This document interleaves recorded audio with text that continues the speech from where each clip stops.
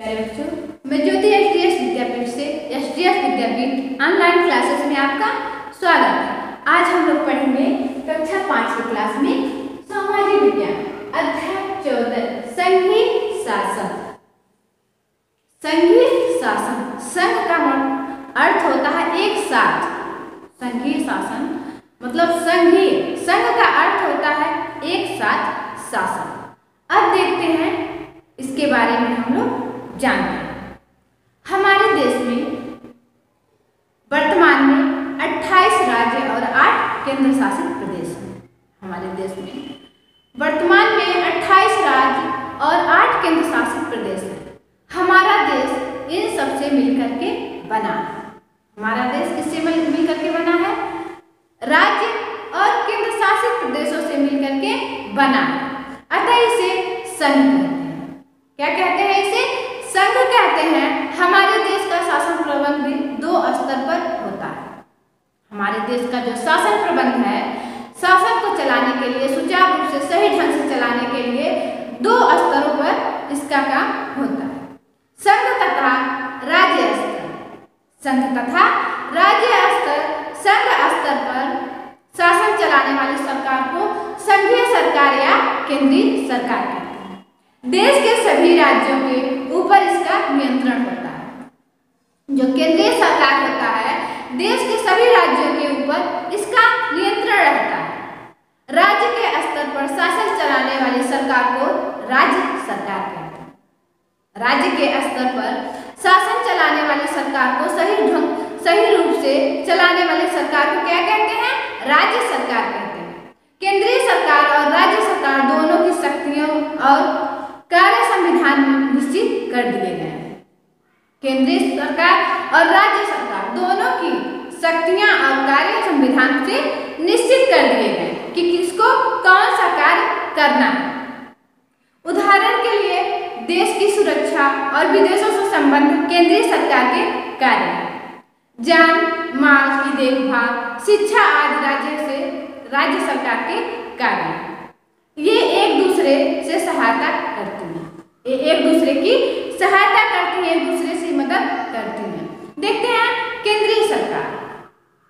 केंद्रीय सरकार के कार्य के अनुसार 3 अंग होते हैं। पहला है व्यवस्थापिका, जो कि कानून बनाता है। दूसरा है कार्यपालिका, इसका काम होता है शासन चलाना, कानून को लागू करना। तीसरा है न्यायपालिका, न्याय करना। तीसरा क्या है? न्यायपालिका, जिसका कार्य होता है न्याय करना। केंद्रीय सरकार का सर्वोच्च अधिकारी राष्ट्रपति होता है।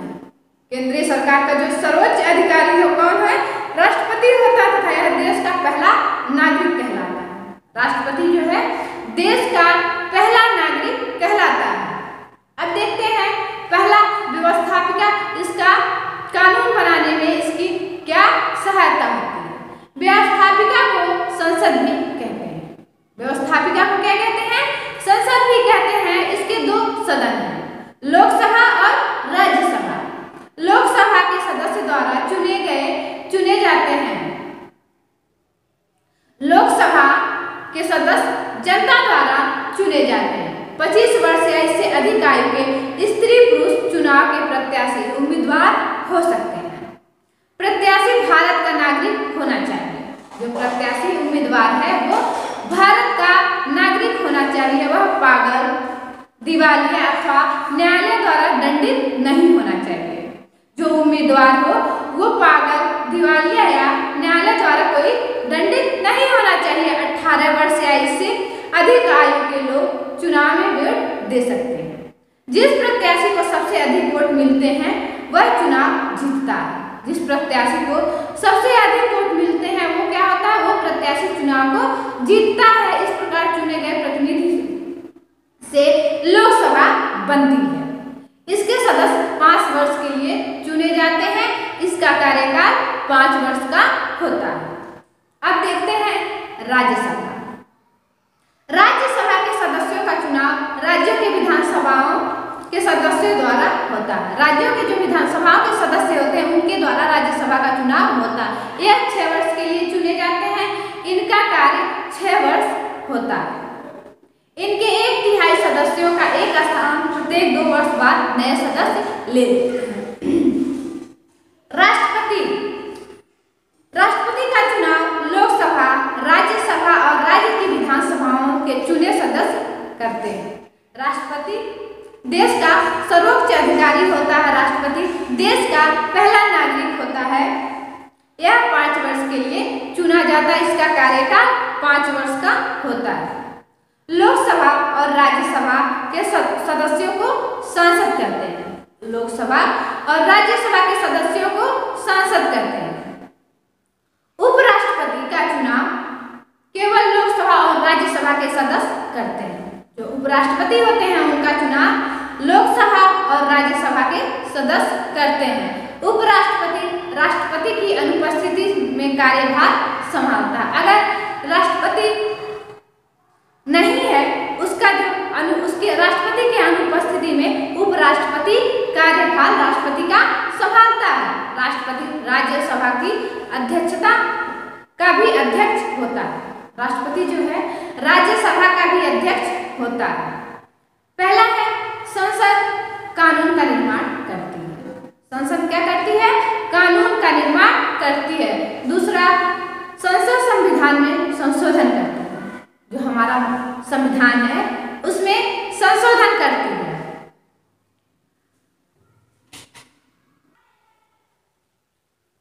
तीसरा है सांसद केंद्र सरकार का बजट पास करती है। सांसद जो है केंद्र सरकार का बजट पास करती है। चौथा है संसद जनता पर नए कर लगाती है। सांसद जो है जनता पर नए कर लगाती है। पांचवा है संसद निर्वाचन संबंधी कार्य को भी करती है। अब देखते हैं कार्यपालिका। लोकसभा के अनेक दलों के सदस्य चुनकर पहुंचते हैं।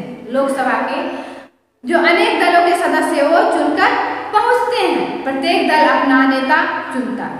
प्रत्येक दल जो होता है वो क्या चुनता? अपना नेता चुनता है। राष्ट्रपति लोकसभा के बहुमत प्राप्त दल के नेता को प्रधानमंत्री नियुक्त करता है। यदि किसी एक दल का बहुमत नहीं होता है तो राष्ट्रपति ऐसे नेता को प्रधानमंत्री नियुक्त करता है।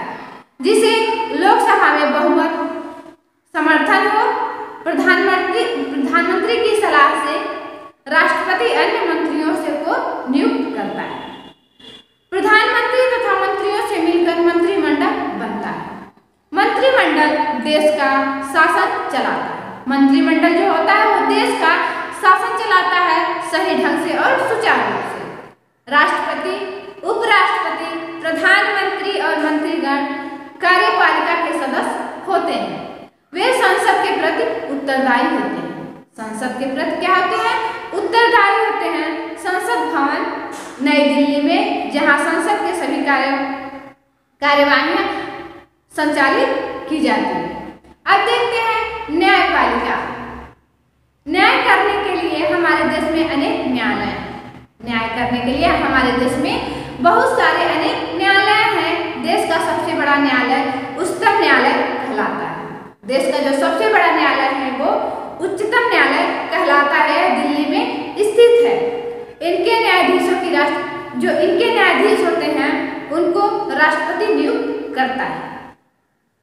उच्चतम न्यायालय संविधान के नियमों कानून की रक्षा करता है। उच्चतम न्यायालय जो होता है संविधान के कानून एवं नियमों की रक्षा करता है। यह 2 राज्यों के बीच विवाद होने पर फैसला करता है। अगर 2 राज्यों से विवाद है तो ये फैसला करता है। यह नागरिकों को दिए गए अधिकारों की रक्षा करता है। अब देखते हैं राजधानी। दिल्ली भारत देश की राजधानी। दिल्ली कहाँ की राजधानी? दिल्ली भारत देश की राजधानी है। यहाँ पर राष्ट्रपति भवन, संसद भवन, उच्चतम न्यायालय है। केंद्रीय सरकार के विभागों में विभिन्न कार्यालय हैं। दिल्ली में केंद्रीय सरकार के विभिन्न कार्यालय, इन कार्यालयों में बहुत से कर्मचारी कार्य करते हैं। अब राष्ट्र की सुरक्षा।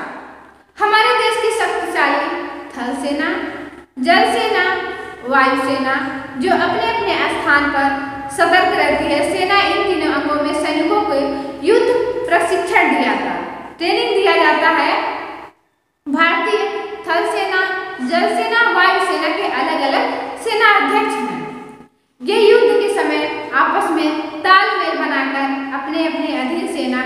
संचालन करते हैं।